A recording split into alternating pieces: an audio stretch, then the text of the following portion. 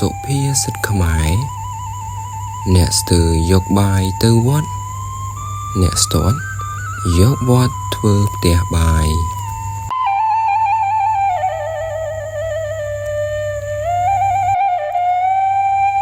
អ្នកស្ទើរក្នុងឃ្លានេះមិនដឹងជាស្ទើរអ្វីស្ទើរចរិតឡប់មិនសូវដឹងរឿងហៅថាមិនសូវគ្រប់ឬមួយស្ទើរទ្រព្យសម្បត្តិតាមពិតមិនដូចឆ្នោះទេពាក្យថាអ្នកស្ទើរក្នុងឃ្លានេះគឺសំដៅថាស្ទើរចិត្តកំណាញ់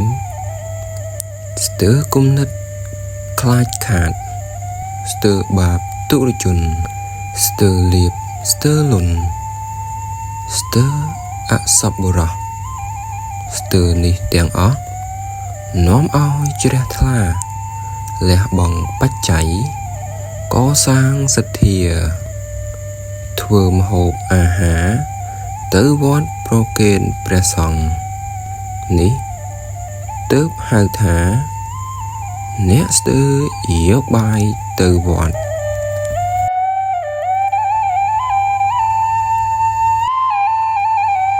ចំណែកឯពាក្យថាអ្នកស្ទាត់ក្នុងឃ្លានេះប្រហែលសំដៅថាអ្នកស្ទាត់នឹងធម៌អាថ៌អ្នកធ្លាប់បួសសិក្សាអាចារ្យអ្នកស្ទាត់ការពិធីបុណ្យឬអស់បុគ្គលណាដែលស្ទាត់ស្គាល់ថ្នាក់នឹងវត្តអារាមមានបុគ្គលខ្លះនោះរមែងយកវត្តធ្វើផ្ទះបាយដូចជាការរកលុយតាមអ៊ីនធឺណិតបង្កើតមាតិកាប្លែកគួរឲ្យចាប់អារម្មណ៍នៅទីវត្តអារាមដែលអាចកើបលុយបានតាមរយៈចំនួនអ្នកចូលមើលមានខ្លះទៀតក៏យកនេនតូចថតបង្ហោះត្រាម៉ាធ្វើទីផ្សារក្នុងការរកជំនួយពេលបានលុយក៏ចាត់ចែងតាមនឹងទៅទាំងអស់នឹងហើយសុទ្ធតែយកវត្តធ្វើផ្ទះបាយ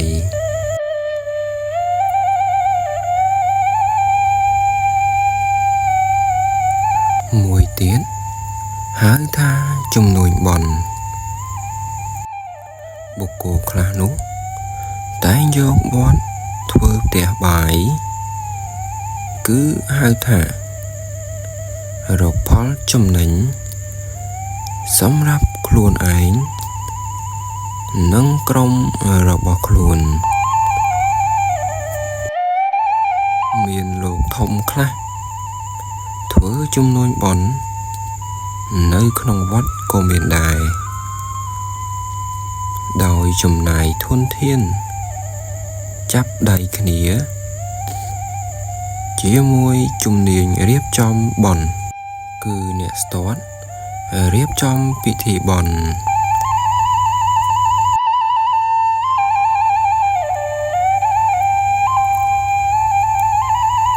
ក្រោយពិធីបុណ្យចប់សពគ្រប់ចាប់ផ្ដើមប្រមូលបច្ច័យបែងចែកគ្នាបច្ច័យកសាងវត្តមួយចំណែកតូចទៅបច្ច័យទូទាត់ការរៀបចំពិធីបុណ្យមួយចំណែកតូចទៅសល់ប៉ុន្មានចែកគ្នាញាត់ហោប៉ៅរៀងខ្លួន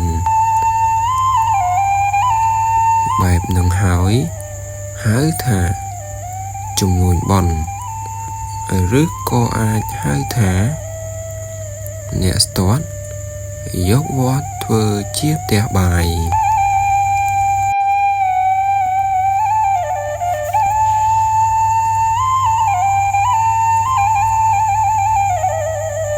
សូមជូនសុភាសិតខ្មែរដេកផ្សំដួលរមួផ្សំក្រិចអត្ថន័យសុភាសិតនេះអាចកើតមានច្រើនចំពោះកូនពៅឬចំពោះអ្នកដែលចូលចិត្តរំអួយបើត្រូវម៉ែវាយក្តិចបន្តិចបន្តួចអី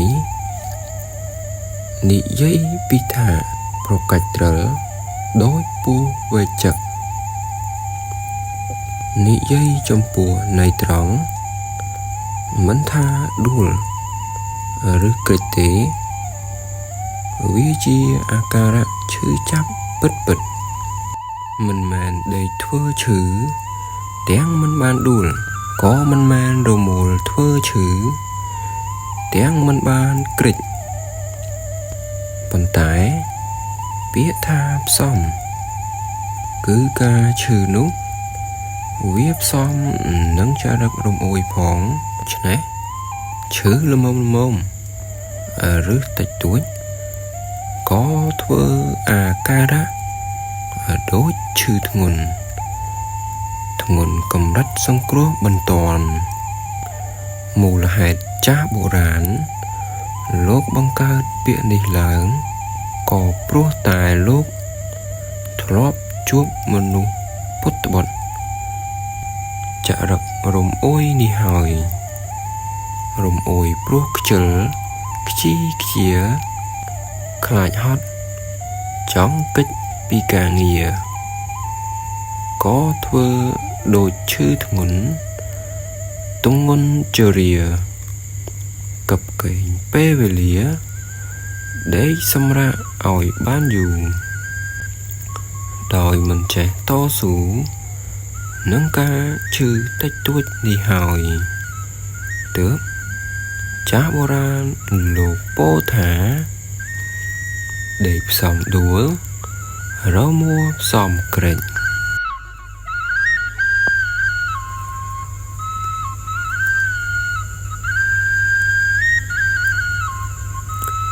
សូមជូនសុភាសិតខ្មែរកុំពូតផ្សែងជាដុំកុំយកភ្នំទ្រាប់អង្គុយមានពាក្យមួយដែលគេតែងពោលក្នុងបញ្ហាចំនួនគេថាមានភ្លើងទើបមានផ្សែងគេចង់ថាមុននឹងកើតជាចំនួនបញ្ហាអ្វីមួយវាតែងតែមានអ្នកបង្កហេតុជាមុនដូច្នេះតួអង្គផ្សែងក្នុងនេះប្រៀបធៀបមករឿងរ៉ាវមិនល្អឬការបង្កជាហេតុដែលនាំឲ្យកើតជាបញ្ហាឃ្លានេះកុំពូតផ្សែងជាដុំគឺបានន័យថាកុំប៉ិនប្រមូលរឿងហេតុណាមួយមកបង្កឲ្យមានភាពតានតឹងពេកកុំប៉ិនសន្សំរឿងពេកកុំរំលឹកកោះកកាយពេកកុំហោះទាំងឡាយណានិងបញ្ហាទាំងឡាយណាដែលអាចសម្រួលគ្នាបានក៏និយាយតាមសម្រួលទៅអាចលើកលែងបានក៏លើកលែងទៅហើយបើអាចរំលងបានក៏រំលងទៅហើយវារស័ព្ទបាត់ទៅកុំបាច់ប្រមូលវាមកផ្ដួចផ្ដុំហើយរៀបរាប់វែកញែកនឹងគិតច្រើនអីវាមិនចម្រើនទេវាមានតែបង្កជាភាពតានតឹងដល់ខ្លួនឯងឬបង្កជាបញ្ហាឲ្យរីកកាន់តែធំជាងមុនប៉ុណ្ណោះ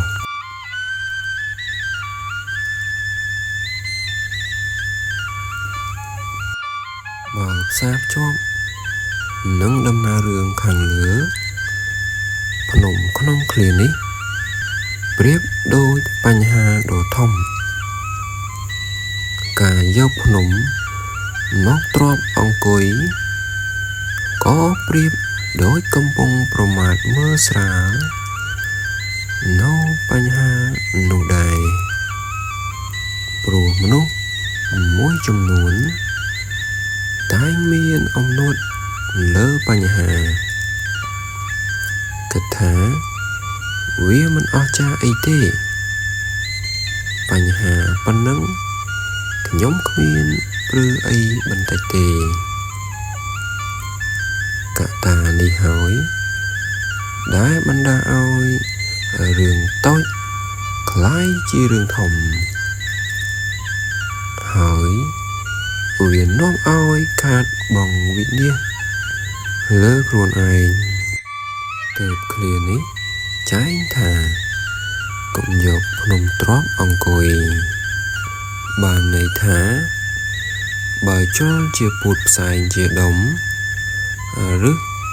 បើជ្រុលជាយករឿងរ៉ាវមកបង្កឲ្យទៅជាបញ្ហាធំហើយចូលកុំនៅមានអំនួតទៀតអីប្រញាប់បន្សាបបញ្ហានោះឲ្យត្រឡប់មកល្អប្រសើរវិញភ្លាមបន្សាបដោយវិធីសម្របសម្រួលផ្សេងតាមដែលអាចធ្វើទៅបាន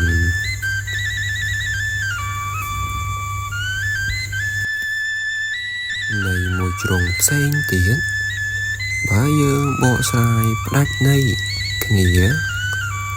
ពីដំណើររឿងឃ្លាដើមជាទូទៅគេសំដៅថាកុំឆាប់មើលស្រាលនរណាម្នាក់កុំតន់ប្រមាថមាក់ងាយអូវាយតម្លៃនរណាម្នាក់អីបើយើងមិនតន់ស្គាល់ច្បាស់ពីសមត្ថភាពពិតរបស់គេបើយើងមិនទាន់ស្គាល់ច្បាស់ពីកម្រិតចំណេះដឹងពិតប្រាកដរបស់គេ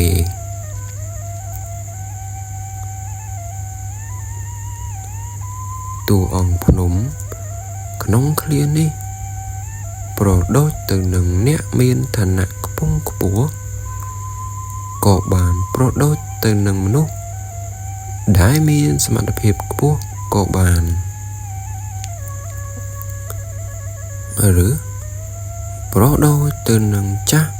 ព្រឹទ្ធាចារ្យត្រកូលរៀមច្បងក៏បានបុគ្គលទាំងអស់នេះមិនសមឲ្យយើងឆាប់ប្រមាថវាយតម្លៃនោះទេមិនសមឲ្យយកមកទ្រាប់អង្គុយដោយគ្មានការគោរពនោះទេ